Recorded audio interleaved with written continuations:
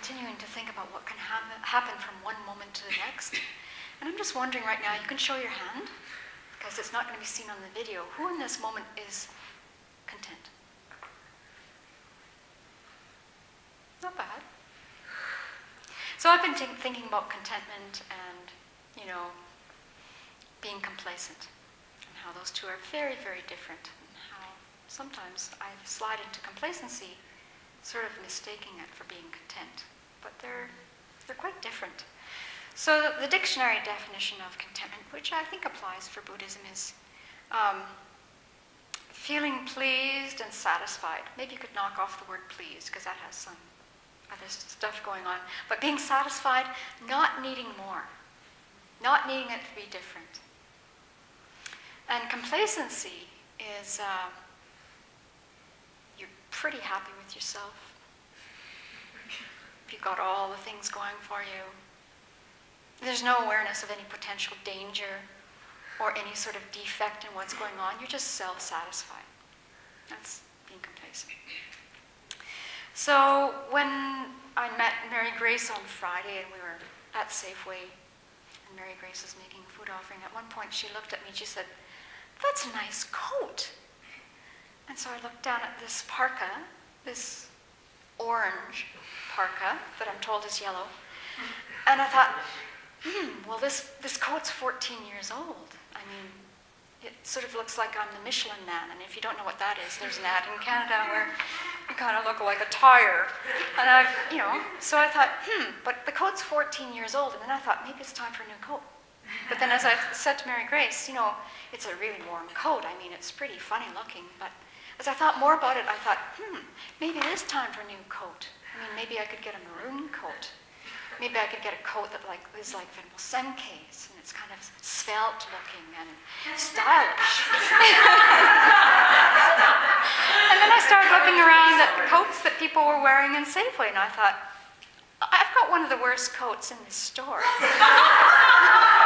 and then I was looking around, well, anyway, so you know how the mind goes, and I thought, imagine the amount of time we can save in the suffering, just the energy of instead of, wanting and coveting other things and thinking that we have to replace something that we have, being content with it. Okay, it's 14 years old. Venerable Children actually told me before she went to India that her winter coat is about 30 years old.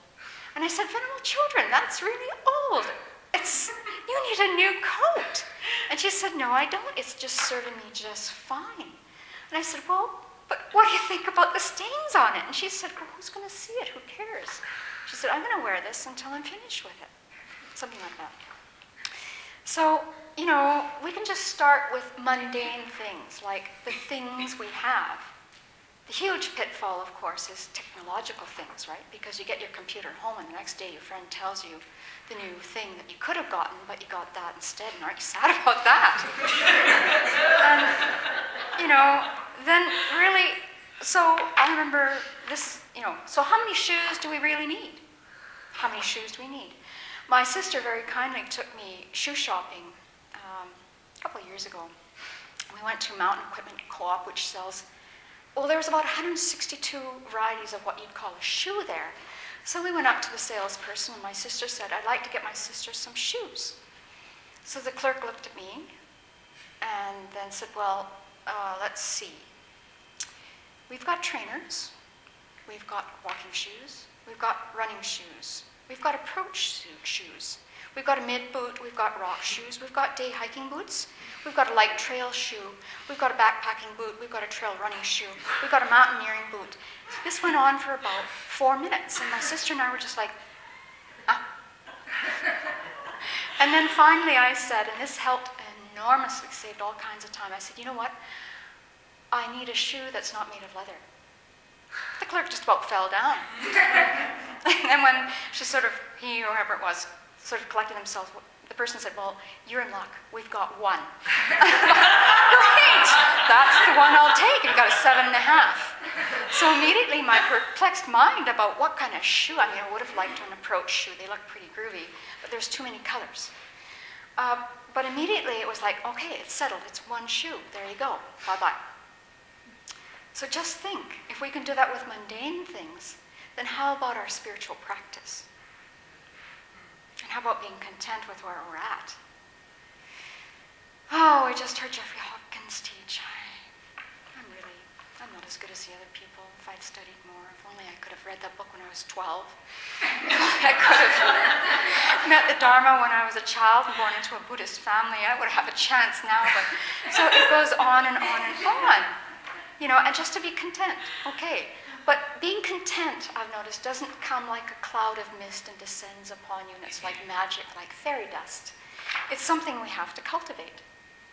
So, you know, let's go back to the coat for a minute. So I have to work at being okay with my 14-year-old coat. Is it warm enough? Yes, it is.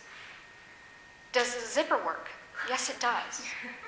Does it have a hood that I can tie it shut in the wind? Yes, it does. Does it look pretty? No, but that doesn't matter. So, you know, we have to work at cultivating this. It's just not a magical thing. And then my mind is peaceful when I'm content. It's a beautiful state of mind to have. And once we're there, gee, I think, you know, everything is possible.